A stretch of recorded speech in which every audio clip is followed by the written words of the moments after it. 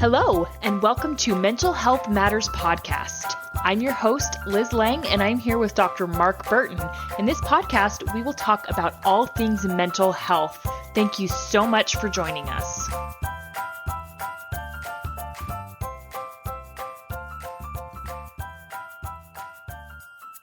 Hey guys, Liz Lang here with Dr. Mark Burton, and this week we are going to get into reconciliation, and more importantly, reconciliation with adult children.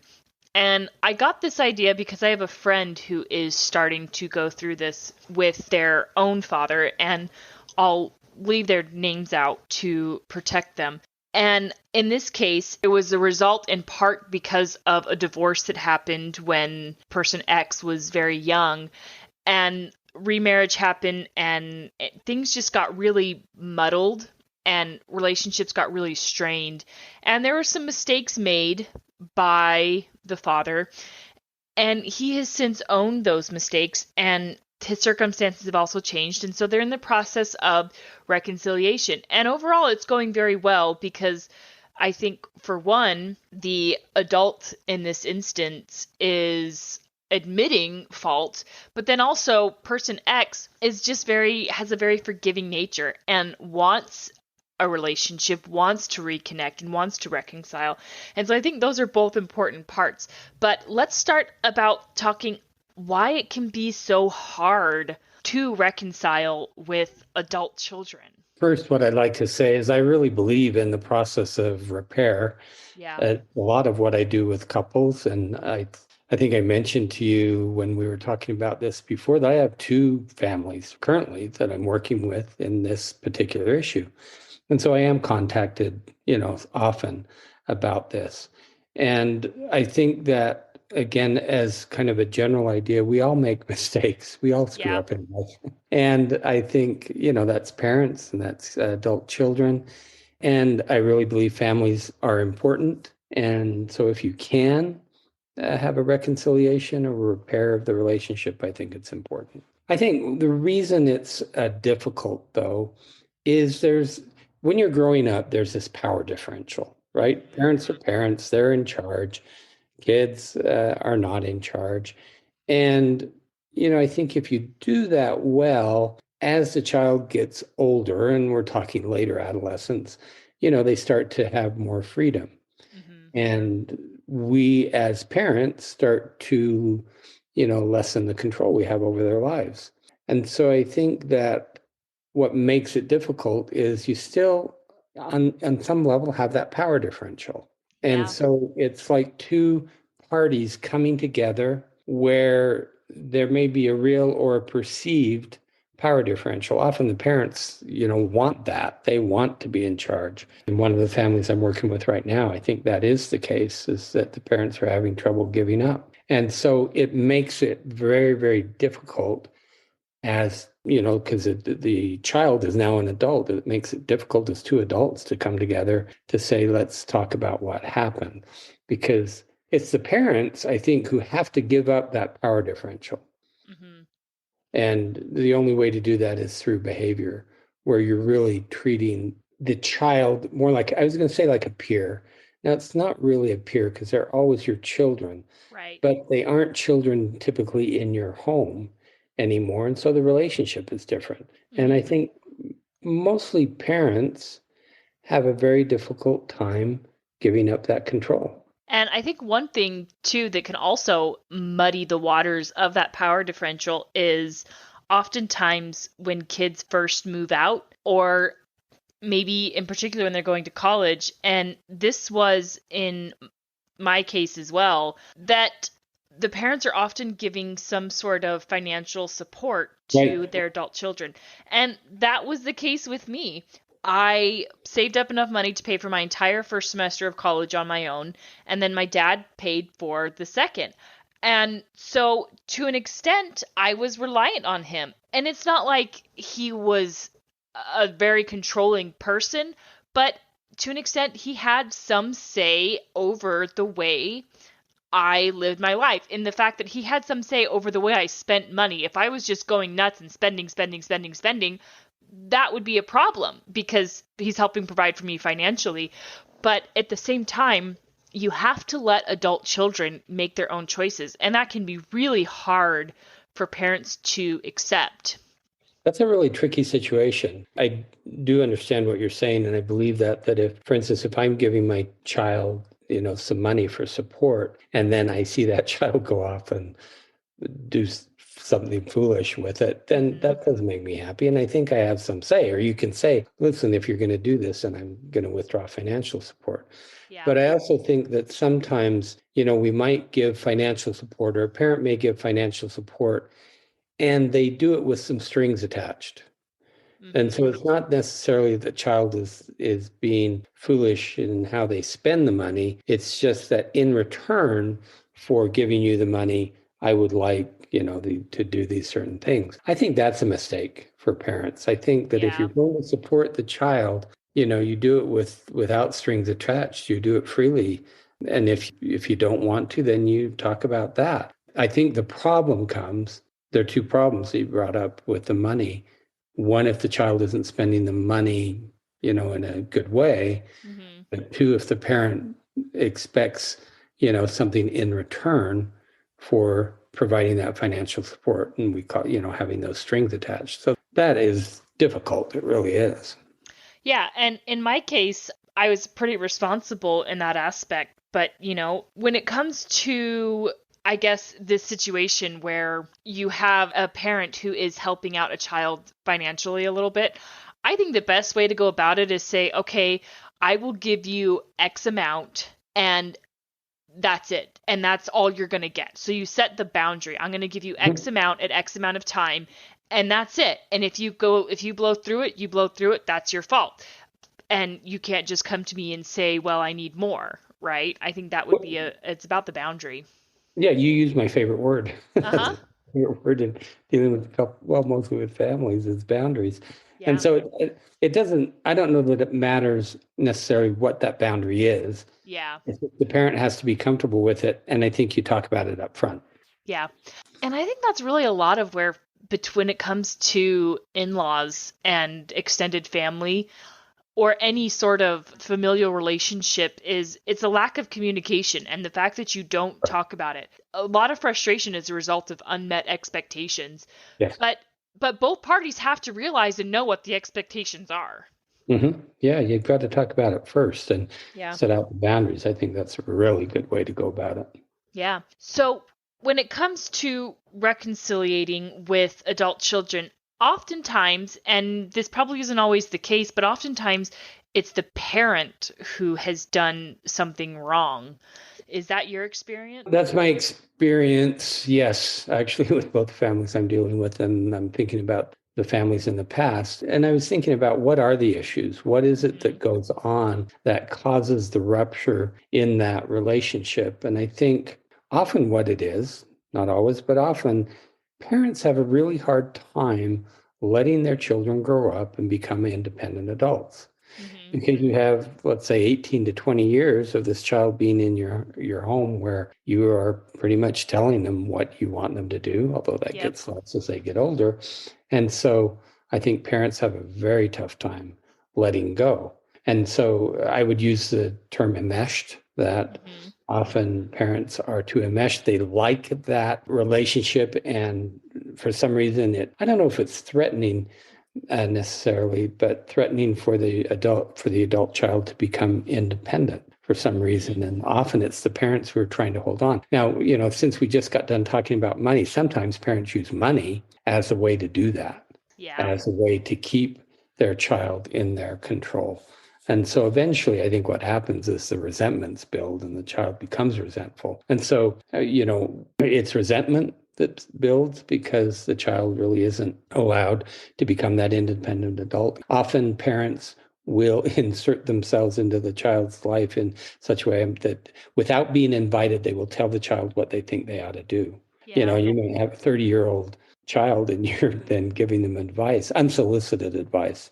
I Hmm. think advice is good. I think as parents, we always give advice. But Oh, yeah. as I've said several times before, that I think we wait to be invited Hmm. into that process because then the child is more willing to listen. But if you just go in uninvited, then the child isn't going to listen. I think another issue that causes problem is grandchildren. Yeah. And I see this often where the grandparents, now I don't know, this is going to come across maybe as a sexist statement. Often it's the grandmother Hmm. who really has some strong feelings about how Yep. those children should be raised. Yeah.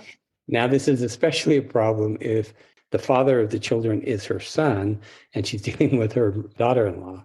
Yeah. And I've often seen clashes there. Often it goes back to unsolicited advice. One of the grandparents is saying, well, do it this way or do it that way. When really you have these adults who have their own children and they want to be parents and they can be parents. And the grandparents think that they still have that type of say. And over time, if you don't work this out, then again, it's the resentments that build. Yeah. And so I think mostly with what I have seen in working with families, it's about not letting your adult children really become independent. And then the resentments build, the child gets angry. Often they'll stop talking to the parents. Sometimes they will, make it very difficult for them to see their grandchildren. And so it becomes, in my mind, quite serious rupture in the family. Right. And I am a very, very firm believer of grandparent grandchild relationships. I think they Oh, are yeah. wonderful for both parties. Grandkids benefit greatly from interaction with their grandparents, and the grandparents benefit. I mean, being around your grandkids, it helps keep you young, especially if you're leaving them in the care of grandparents for a little while. Well, I have strong feelings about this. I take care of my grandkids on Fridays and Mondays. My wife and I see them at least twice a week and Yeah. often 3 or 4 times a week. And it's really one of the greatest joys we both have in our lives is to have that type of connection with our grandchildren. So I really believe that that relationship is important. But I think that the grandparents need to know their place. Yes. I was talking to a grandfather today about this, and this is my philosophy. If we have the grandparents in our home, or we have the grandchildren in our home, and then their parents are present, I pull out of the discipline role and the Hmm. telling them what to do role, and I let the parents take over, even though it's in my home, Yeah. because that I really believe that's the way it works. And I'm still a grandparent. I can still be a great grandfather to them. I can play with them. I can interact with them, but I don't have to take that role in that moment. Right. And then when the parents aren't present, then my role changes. Hmm. And I think a lot of grandparents have trouble with that. They aren't able to switch between those two different types of roles. And, Mark, it's interesting that you watch your grandkids Oh, two yeah. times a week. And Hmm. my guess is the reason why that works so well for both parties is you respect the boundaries and the Yeah. rules that have been instilled by their parents. And that is crucial. You may Yeah. not agree as a grandparent, you may not always agree with the way that your child is parenting their own child, but it doesn't matter. You don't get to have an opinion about that. But you're right. You're right. Unless I'm asked. Right. Typically, typically my kids wouldn't ask me. But I agree with you. They're the parents. They get to set the expectations, and as a grandparent, that's my job. My job is to follow those expectations. I believe them. Yeah. And hopefully you have, as an adult, maybe a little bit of a lax expectation around grandparents because, my girls, they'll often spend a weekend with my mother in law, which is beneficial for everyone. The kids Mhm. love it. My mother in law and stepfather in law love it. Curtis and I love getting the break. It's really good for all parties. And I know that there's going to be lax rules. They're probably going to eat a little more junk food than they normally would. They're definitely going to watch more TV than they normally would when they're at home. And that's just my own personal opinion. To an extent, let the grandparents spoil the grandkids. Right, and that's okay. But again, if my children, the parents of the grandchildren, have certain expectations, then we both Lindy and I try our best to follow those. Right. So, getting back to what are the reasons that there are ruptures in the relationship, I think often that's what it is. It's very hard for some parents to make that transition to have their adults be independent and parents on their own right. Yeah, exactly. And really, what it comes down to is I think in those instances of what you're talking about, the parents have to be willing to flex and bend if they really want to Yeah. reconcile. Oh, absolutely. Yes. So let's talk about maybe something that can be a little bit more complicated in terms of if there's abuse or maybe neglect or maybe abandonment that has happened in the past, and maybe the adult is wanting to reconcile with their child, and maybe the child is willing to get past that. I would imagine that's a lot more complicated, and that also is going to take a lot more time. And I think the really tricky part with that one is, in that instance, it is completely in the hands of the child who has been wronged, especially in cases of abuse. Because if that child is not interested in facilitating a relationship with a parent who has been abused in any way, that child absolutely does not have to. But I mean, let's say that, I don't know, maybe it was just a matter of neglect. And in Mhm. my friend that I was talking about earlier, that was kind of the case.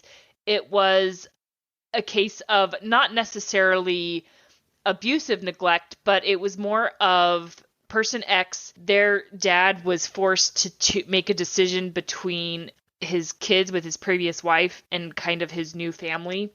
And Mhm. he owns that he didn't really make the best choice, but he was also placed in extremely difficult circumstances. So let's talk about maybe a situation like that where, there was kind of maybe some abandonment that went on and how you reconcile through that process. Well, first and foremost, I think what you mentioned about this particular case you're referencing is that the adult father, acknowledged Yeah. his part and acknowledged what had gone on. I don't think you can move forward at all without that acknowledgement from the parent about Hmm. the neglect or the abuse. Now, abuse is a little bit trickier because, let's say it's sexual abuse. Yeah. Now, often the adult child does want some sort of reconciliation. In my experience, it's pretty rare that that parent is ever going to acknowledge that Mm. that's what they did. That almost never, ever happens. And so I think reconciliation in that case is almost impossible. And so a critical factor is that whatever happened with the parent, whatever the parent did, they acknowledge it. They go through that forgiveness process, which I think we've Hmm. talked about before. I really see forgiveness as almost a social contract, Yeah. meaning if I've done something to you, I'm going to acknowledge it and I'm going to say, how can I make this up to you? And then the person that I've wronged, in this case, my child, then has the choice over time, because I don't think it's immediate, but over time, does that child forgive me or not for what I've done? And it's a choice they get to make, but I don't think they can make that choice Right. until I've done my part. And part of it is the acknowledgement, but it's also, is there anything I can do to make this up to you? And often there's not. Right. But even just the offer to say, I acknowledge this wrong, and I acknowledge that it's been difficult for you, and I'd like to help you through it. So that is a critical component. Then the next piece is something again that we've talked about, the how do you have that communication where you really listen well to each other and understand each other, and then the validation and the empathy. Now, this is difficult, well, for both parties. I think it's an important part of the reconciliation process because you have to understand, one, what this was like for your child, whatever it was that you did, Hmm. what the effect was. And you have to really get to that place of validation and empathy with them. Otherwise, there's senses that you don't get it, that you don't get Yeah. the seriousness of what it was you did. And I think they really have to feel, the child in this case has to feel like the parent really gets it before they're able to say, okay, we can move on, we can put this behind us. And I don't think you can effectively put anything behind you until you've had that particular process where you really feel heard and listened to. Right. I also think it's important for the child to be able to do that with the parent.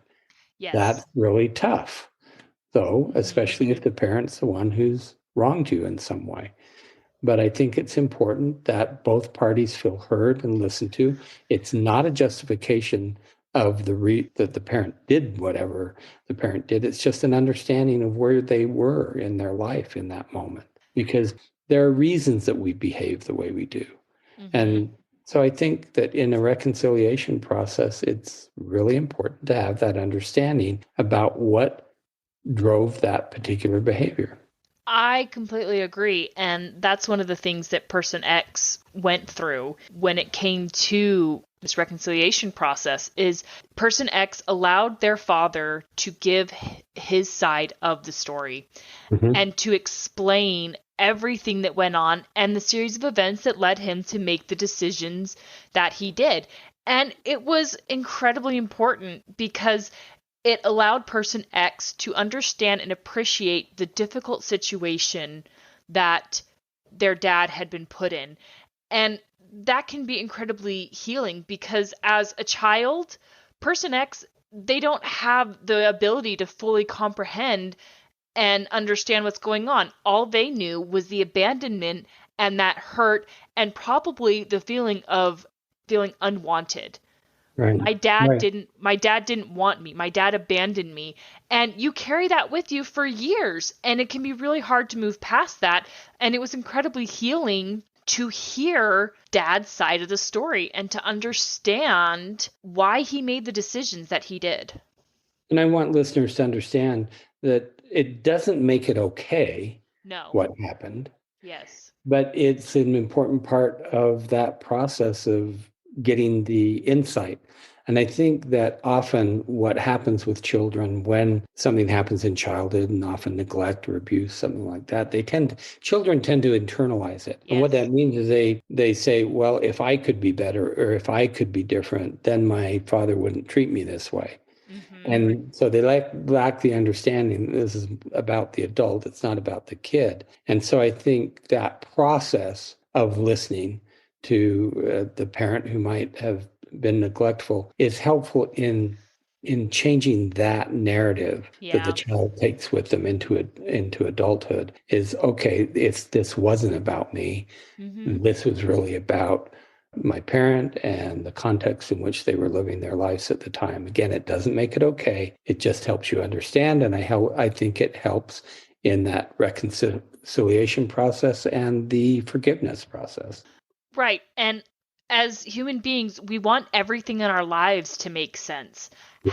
Having a narrative, a cohesive narrative of our lives is very, very important to us because it gives us that sense of control that we absolutely love. And I think that is a very important part of the reconciliation process is having that narrative Right. and that We hate that. understanding. And we hate not knowing. Yeah. Oh, yeah. Yeah. So let's talk for a minute about why it can oftentimes be so much easier for parents to forgive their adult children for what they have done wrong. And I think really what it boils down to is the nature of parenthood and the unconditional love that we have for our children. And as a mom, obviously, I understand that, but it changes when your child is an adult and they're responsible for their own actions and their own behaviors, and then they begin to make hurtful decisions. And I've seen this before where parents get into this cycle of they just keep forgiving their child over and over and over again for wrongs that they keep committing. So let's talk a little bit about that. Is there hope for that, or do the parents just have to eventually cut ties and set the boundary of no? It's boundaries, yeah. Yeah. But I agree with you at the outset. It certainly is the role of being a parent, but it's also a maturity level that I think as we get older, I think we really grasp the importance of the relationship is important. And if I have to give in and say, I'm sorry, I get it, and let's move on, that the parent Mhm.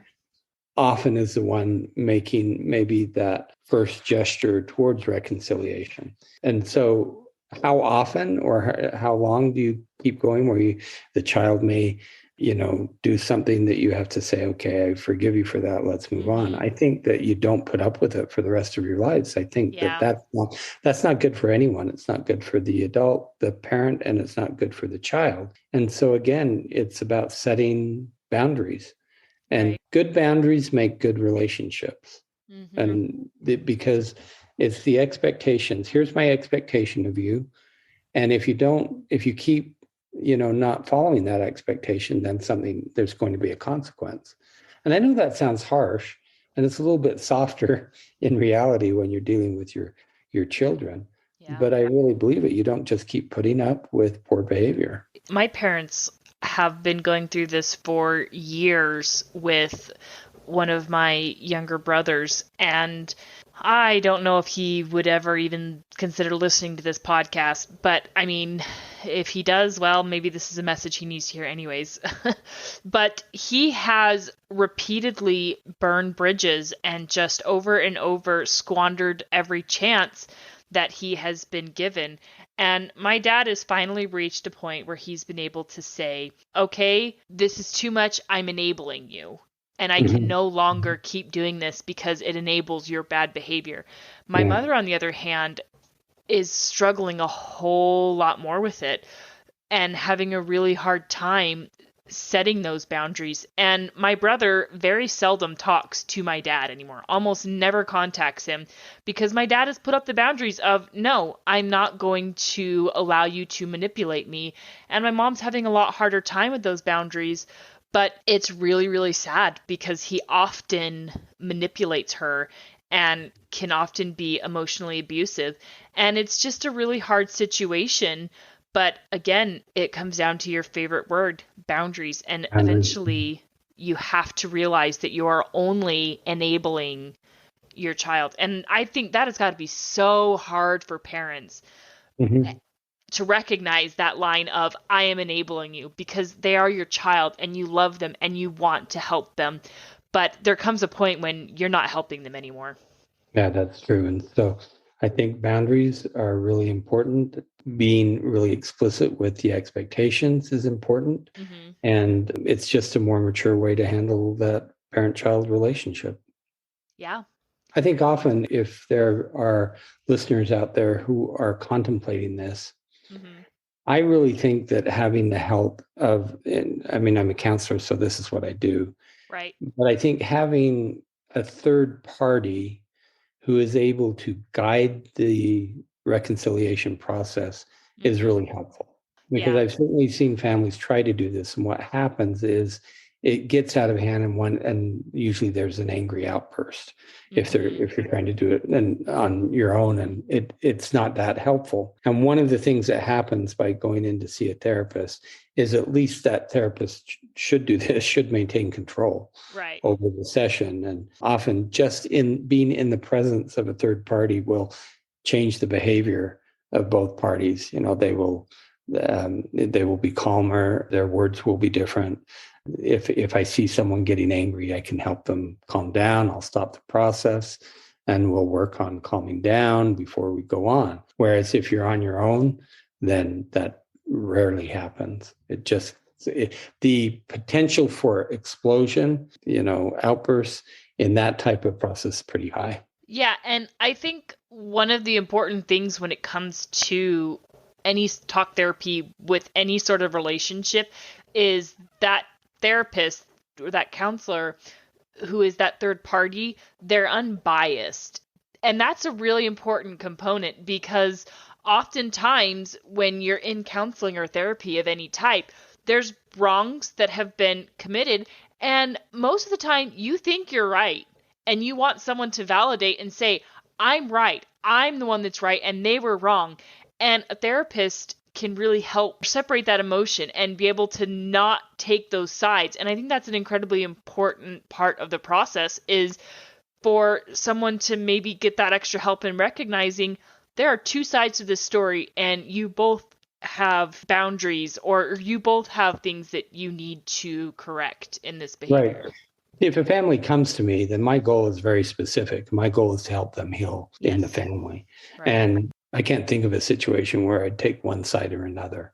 Yeah. And you try to walk right down the middle of the Mhm. family Yeah. and try to see both sides and point out both sides. Yep. And, or if you have multiple people, then the multiple different ways one can view the issue. And so that is your role, is not to take sides, but to point out, each part that each party plays. because often it's hard to see. And that way you can remain neutral. Yeah. And it's very clear that your job as a therapist in that moment is to help the family, not an individual. Yeah, and I remember going through this process on my own when I was in therapy and talking about a relationship that I struggled with, a familiar relationship. And, as I'm expressing what had happened between me and this family member, and I'm really upset about it, and I was expecting this therapist to validate me and say, oh man, that's so hard and I'm so sorry. And she didn't. My therapist didn't. And it was like, oh, okay. Maybe there's a reason, and she helped me to see that there is another side to this story. And that's incredibly important. It's a very, very hard lesson to learn that you are not completely in the right, but it's a really important one. Well, so often in relationships, there's not a right or a wrong. They're just different ways we view life. And so, the reconciliation process is really about learning how to have empathy for the other person and put yourself in the other person's shoes. And that can be hard. And it can be a very new experience for people because they haven't done it before. And I think it's a very important skill to be able to have. Yeah, absolutely. And the important part of a therapist is they're unconnected. I think if you're trying to reconcile with other family members, that's not going to work very well because oftentimes they're too involved and there's that emotional connection. And the great thing about a therapist is there's an emotional disconnect that allows them to be unbiased and to see the situation for what it really is. Yeah, that's the reason it works well. Yeah, and that's why it's so important. Okay, so next week we are going to get into controlling relationships, which is going to be a good one because, man, that can be such a fine line. Everyone have a good week. We'll see you next week. Have a question for Dr. Burton? How about a topic you'd like us to cover? Send us an email at mentalhealthpod21@gmail.com. This podcast was produced and edited by Liz Lang. Music is by Audio Lounge.